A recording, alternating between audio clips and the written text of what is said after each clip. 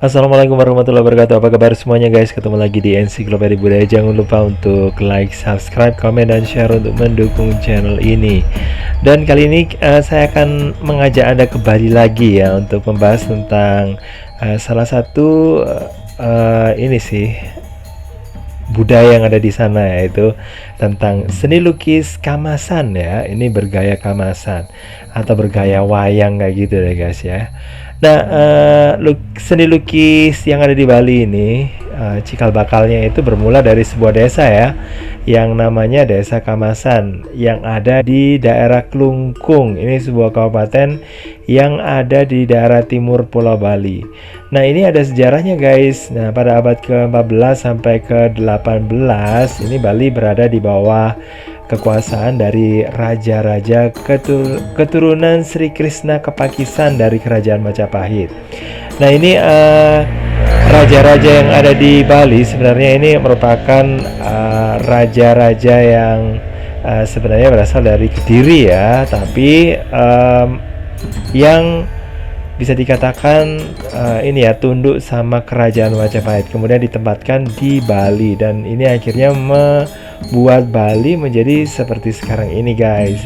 Nah, salah satu keturunan dari raja yang ada di sana ya, yaitu Sri Waturenggong, yang pada suatu hari di abad ke-15 ini dihadiahi ya sekotak wayang oleh raja dari kerajaan Majapahit. Nah, karena ini ya takjub dengan indahnya wayang-wayang itu, nah kemudian raja memerintahkan para pelukis istana untuk melukis secara massal ya guys ya, dan kemudian disebarkan ke segala penjuru di Pulau Bali. Nah, supaya masyarakat di sana itu juga bisa ikut mengagumi keindahan wayang-wayang itu. Nah, akhirnya saking terobsesinya ya dengan wayang yang ada di situ, lukisan wayang Kamasan, sampai yang ada di langit-langitnya Kertagosa. Kertagosa ini merupakan balai pengadilan sekaligus menjadi pusat pemerintahan kerajaan Gel-Gel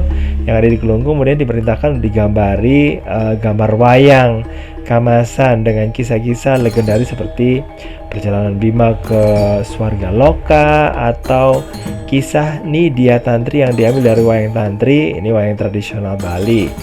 Nah guys, untuk lukisan ini sendiri ini dibuat dari gaya yang agak-agak ini ya, agak-agak klasik ya guys ya. Karena memang ini tradisi guys ya. Jadi untuk pewarnanya diambil dari pewarna alami ya, seperti warna hitam dari jelaga lampu minyak ya, terus kemudian dibuat juga warna putih dari tulang babi atau tanduk rusa, dan juga coklat dari batu gamping ya. Nah, sementara bahan kanvas yang digunakan itu masih kasar ya, kain ini kemudian dicelupin di bubuk bubur beras ya, dan dijemur di bawah sinar matahari supaya bisa menutup dan meratakan permukaannya. Nah, setelah kering ini permukaannya digosok supaya lebih halus ya, baru kemudian diproses ini ya untuk melukisnya dengan membagi seluruh kanvas menjadi sebuah gambar yang bercerita gitu ya guys ya. Jadi mudah untuk ini ya, mudah untuk dipahami jelas gitu, dan juga terlihat unik dan indah. Nah, gaya Kamasan ini sendiri pada abad ke-16 ini mengalami zaman keemasan di bawah kerajaan Gelge ya yang memerintah. Nah, ketika itu cerita yang banyak dilukis diambil dari epos Ramayana dan Mahabharata, dengan membuat ya ini ciri khasnya ya, nggak ada tempat yang kosong ya. Ini memang ciri khas dari seni tradisional yang ada di ini Kamasan. Ini dia Kertogosenya ya guys ya, Kertagose yang ada di daerah Klungkung ya, digambari dengan mural, jadi kayak gitu.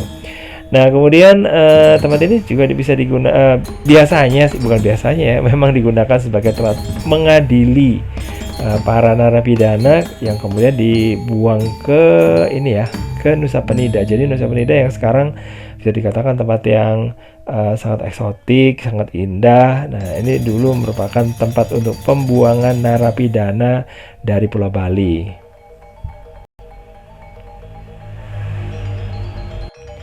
Oke guys, di ini ya langit-langit Kartagosen digambari sama kisah-kisah bagaimana sih kehidupan yang ada di dunia kalau melakukan hal yang buruk akan mendapatkan karma yang buruk ya, atau pembalasan nanti di akhirat yang buruk. Kalau baik ya mendapatkan hal yang baik.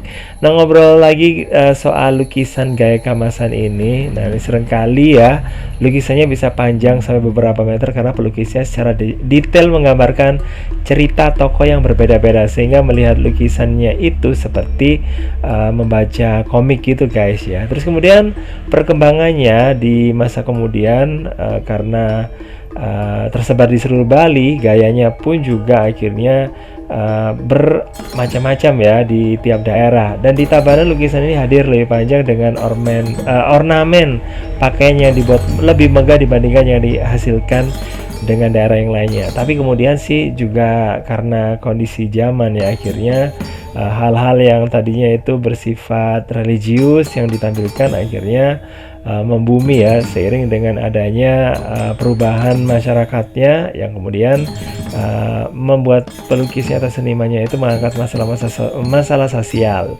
Sampai ada juga sih tokoh namanya Ketut Gede yang pada abad ke-18 ini menampilkan wajah-wajah orang asing ya guys ya. Jadi karena memang orang asing juga mulai berhubungan atau masuk ke Bali gitu. Terus kemudian tokoh di ini ya seperti raksasa ini digambarkan lebih tinggi dibandingkan dengan dewa-dewa. Ini digambarkan di Kabupaten Buleleng atau di tempat yang namanya ini ya Sepaha, Naga Sepaha ini gayanya ya, di sebuah nama desa di daerah Singaraja. Jadi kayak gitu guys, ini merupakan sekelumit ya tentang lukisan gaya kemasan, lukisan tradisional yang perlu untuk dipertahankan dari Pulau Bali. Nah, masih ada yang lainnya ya, mungkin bisa lain kali ya dibahasnya untuk wayang-wayangnya. Oke, makasih banget udah gabung. Jangan lupa untuk like, subscribe, komen, dan juga share untuk mendukung channel ini. Dan saya kiri wassalamualaikum warahmatullahi wabarakatuh. Bye bye.